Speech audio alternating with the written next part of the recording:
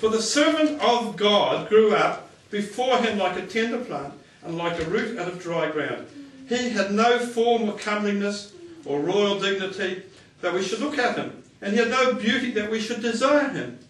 He was despised and rejected and forsaken by men, a man of sorrows and pains, and acquainted with grief and sickness, and like one from whom men hide their faces. He was despised, and we did not appreciate his worth or have any esteem for him. I like verse 4, because listen carefully what he's saying, because it's talking about you. He was despised and rejected and forsaken by men, a man of sorrows. Oh, I've got that wrong. Next bit. Surely he has borne our griefs. Whose griefs? Your grief. Who's your grief? Your grief is you and me.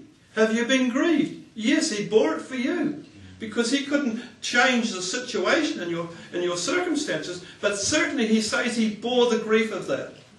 That's where we can put our grief. And sickness. He bore our sickness. Well, that's handy. There's a lot of sick people. It says he bore their sickness.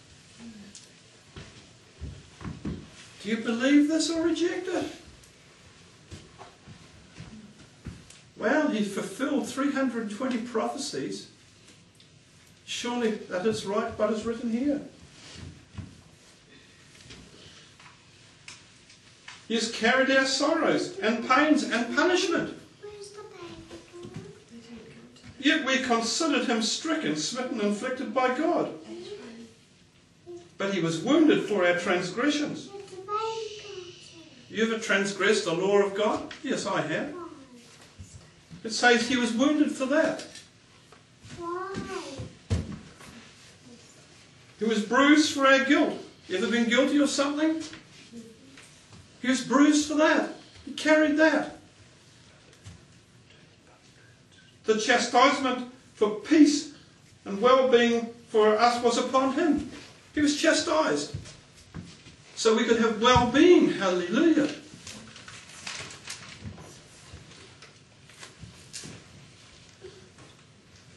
And with the stripes that wounded him, we are healed and made whole. Hallelujah.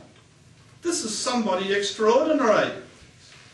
This is somebody that we need to know. This is somebody we need to have faith in, because he did it for us. And Easter is the signature for that. All we, like sheep, have gone astray. We have turned everyone to his own way. And the Lord has made to light upon him the guilt and iniquity of us all. All our guilt and all our iniquity was laid on Jesus. Hallelujah! I hope you believe it. I'm praying you believe it, because it'll set you free from some mind thoughts and mind patterns that could be holding you back from living an exciting life.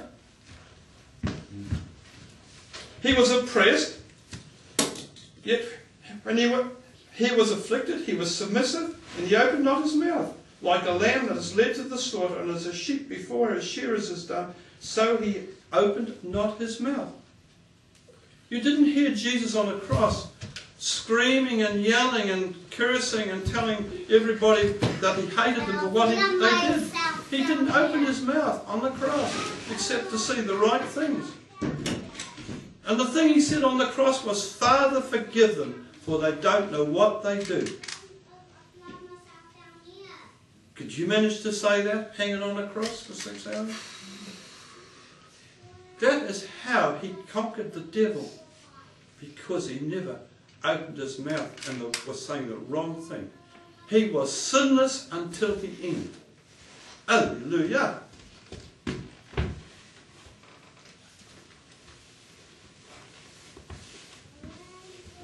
By oppression and judgment, he was taken away.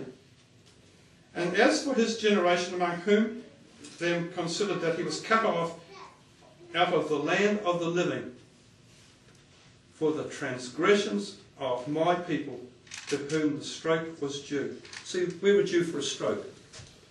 We were due for punishment for that sin. And Jesus took it. Hallelujah. and they assigned him a grave with the wicked. Prophecy being fulfilled here. 2 thieves, one on each side. And with the rich man at his death. There was a rich man helped him in their burial.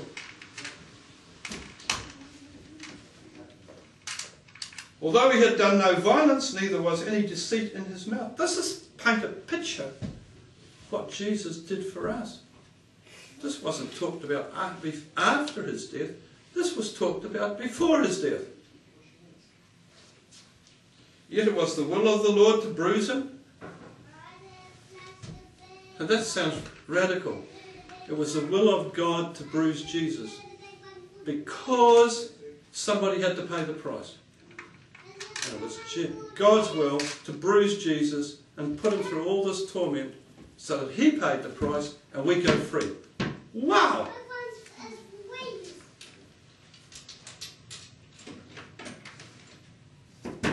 He has put him to grief and made him sick. He carried our sicknesses.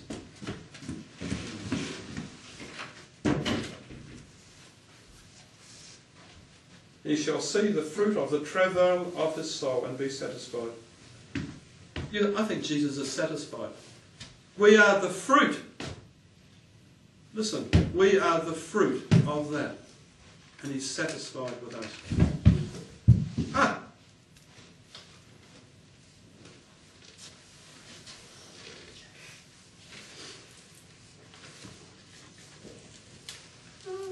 You know, in John, that chapter 13, John's Gospel, chapter 13 to chapter 18, that's what? How many chapters is that? Tell me quickly, somebody add it up. 5 chapters. Do you know where those 5 chapters took place? They took place around the Passover supper. He got a lot of talking in just before he died. And I suggest you go home, because I'm not going to read these here to you. There's 5 chapters, there's quite a while. Read what he said just before he died. Go and get a picture of what was on the heart of Jesus as he went towards the cross. What was it, John 13 to 18?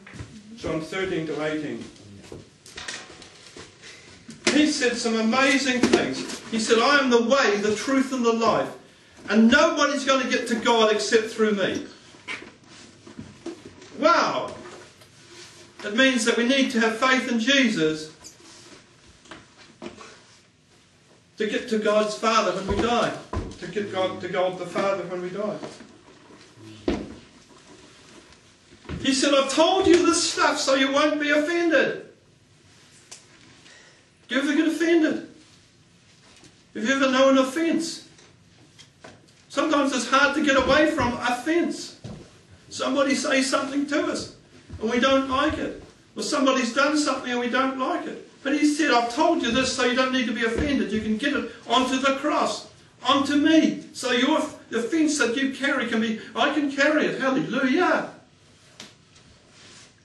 He said, I'm the true vine. He said all these things. I am the good shepherd, I think he said in one place.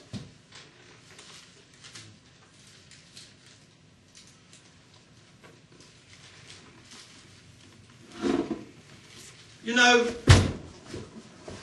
if you've been sent from heaven to earth to make contact with your creation, and you've done it for a special reason, because this creation is a fallen generation. There is death in this generation because Adam sinned and death entered into the world.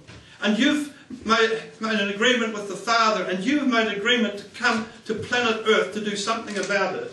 And the thing must be done properly, and you must not fall over at the last minute with doing what you have to do. And you are faced with going to have a cruel death, hanging on a cross for approximately 6 hours.